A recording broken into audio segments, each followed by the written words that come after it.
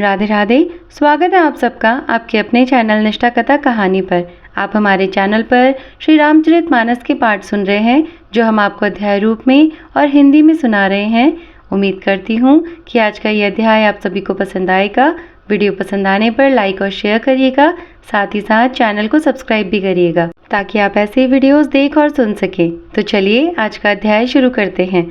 जब देवताओं ने हाहाकार किया, तब प्रभु ने क्रोध करके धनुष उठाया और शत्रु के बाणों को हटाकर उन्होंने शत्रु के सिर काटे और उनसे दिशा विदिशा आकाश और पृथ्वी सबको पाट दिया। काटे हुए सिर आकाश मार्ग से दौड़ते हैं और जय जय की ध्वनि करते भय उत्पन्न करते हैं। लक्ष्मण और वानर राज सुग्रीव कहाँ है? कौशलपति रघुवीर कहाँ है? राम कहाँ है? यह कहकर सिरों के समूह दौड़े। उन्हें देखकर वानर भाग चले। तब धनुष संधान करके रघुकुल मणि श्री राम जी ने हंसकर बाणों से उन सिरों को भली भांति भेद डाला। हाथों में मुंडों की मालाएं लेकर बहुत सी कालिकाएं झुंड की झुंड मिलकर इकट्ठी हुई और वे रुधिर की नदी में स्नान करके चली, मानो संग्राम रूपी वट वृक्ष की पूजा करने जा रही हो। फिर रावण ने क्रोधित होकर प्रचंड शक्ति छोड़ी। वह विभीषण के सामने ऐसे चली जैसे काल यमराज का दंड हो। अत्यंत भयानक शक्ति को आती देख और यह विचार कर कि मेरा प्रण शरणागत के दुख का नाश करना है, श्री राम जी ने तुरंत ही विभीषण को पीछे कर लिया और सामने होकर वह शक्ति स्वयं सह ली। शक्ति लगने से उन्हें कुछ मूर्छा हो गई।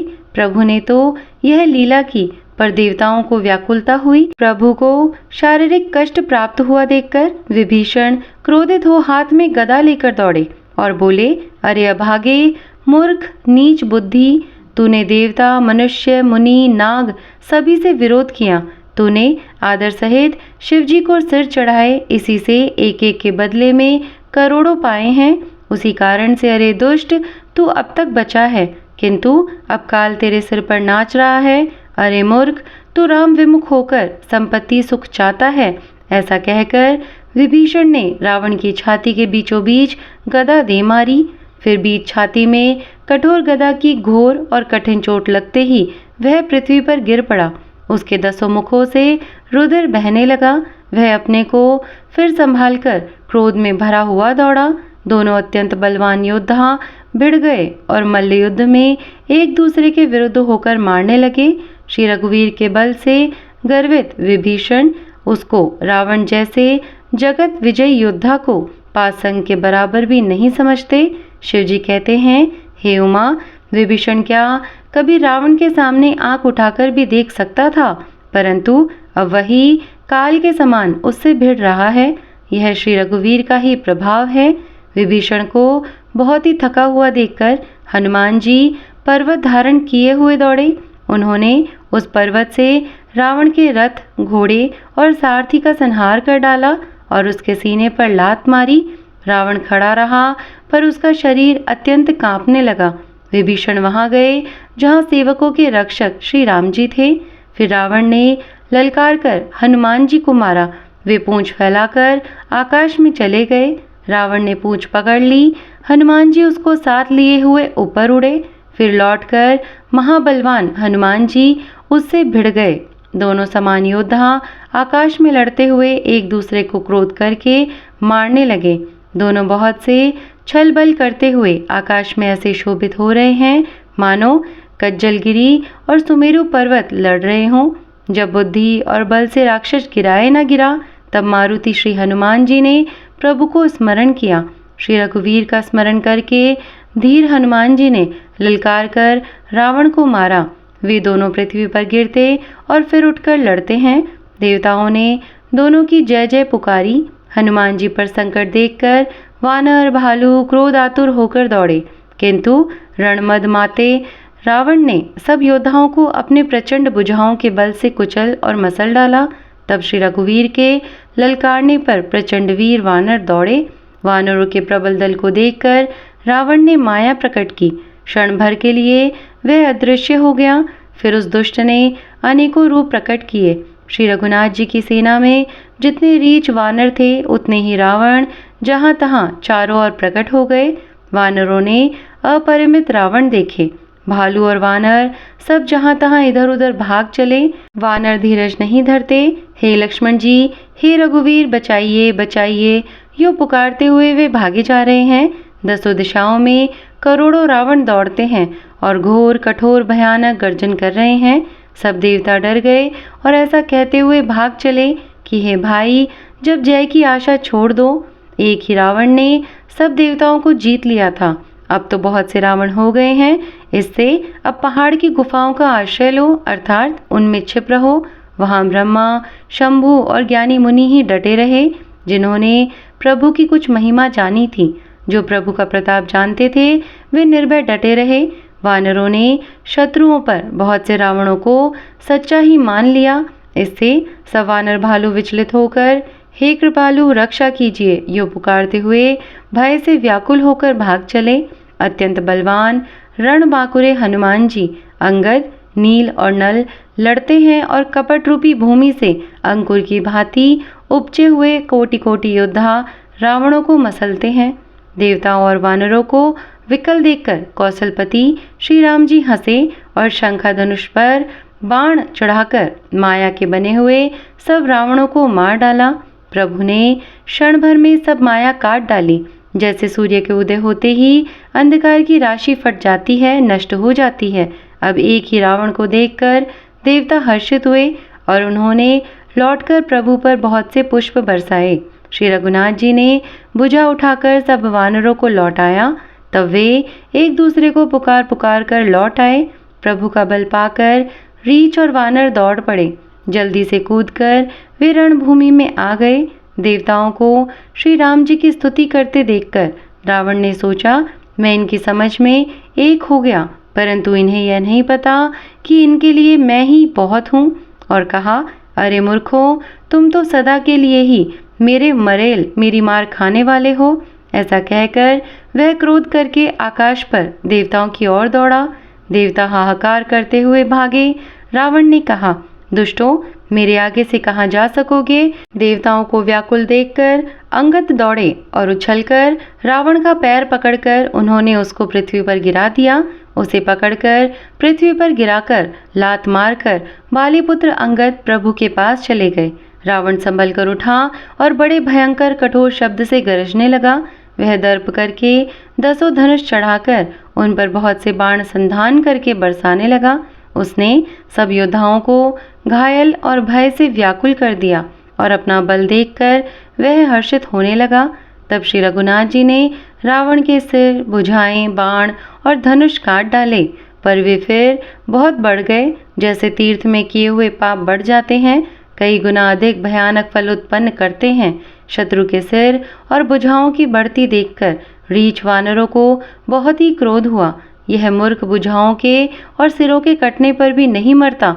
ऐसा कहते हुए भालू और वानर योद्धा क्रोध करके दौड़े। बालीपुत्र अंगद, मारुति हनुमान जी, नल, नील, वानरराज सुग्रीव और द्विविद आदि बलवान उस पर वृक्ष और पर्वतों का प्रहार करते हैं। वह उन्हीं पर्वतों और वृक्षों को पकड़कर वानरों को मारता है।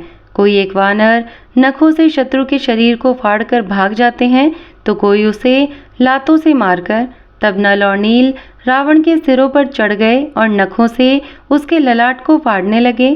खून देखकर उस हृदय में बड़ा दुख हुआ। उसने उनको पकड़ने के लिए हाथ फैलाए, पर वे पकड़ में नहीं आते। हाथों के ऊपर ऊपर ही फिरते हैं, मानो दो भौरे कमलों के वन में विचरण कर रहे हों। तब उसने क्रोध करके उछलकर दोनों को पकड़ लिया। पृथ्वी पर पटकते समय वे उसकी भुजाओं को मरोड़कर भाग छूटे। उसने क्रोध करके हाथों में दसों धनुष लिए और वानरों को बाणों से मारकर घायल कर दिया। हनुमान जी आदि सब वानरों को मूर्छित करके और संध्या का समय पाकर रावण हर्षित हुआ।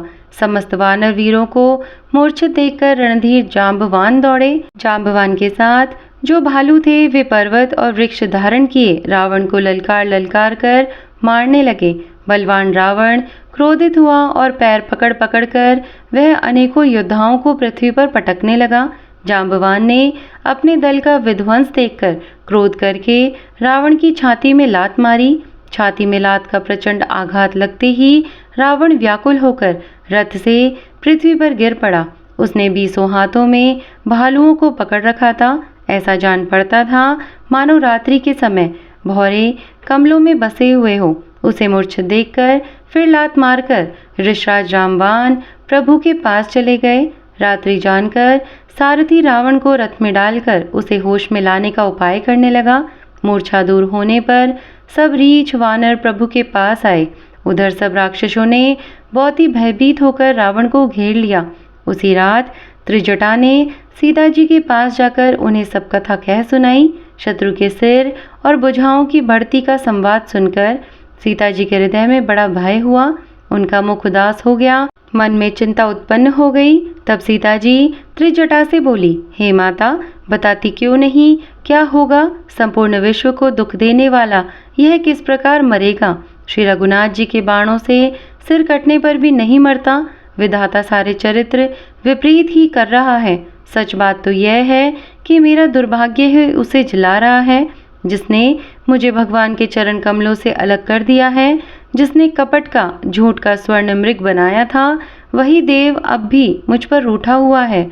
जिस विधाता ने मुझसे दुसह दुख सहन करवाए और लक्ष्मण को कड़वे वचन कहलाए, जो श्री रघुनाथ जी के विरह रूपी बड़े विषैले बाणों से तक तक कर मुझे बहुत बार मारकर अब भी मार रहा है, ऐसे दुख में भी जो मेरे प्राणों को रख रहा है, वही विधाता उस रावण को जिला रहा है, दूसरा कोई नहीं है। कृपा निधान श्री राम जी की याद कर करके जानकी जी बहुत प्रकार से विलाप कर रही हैं।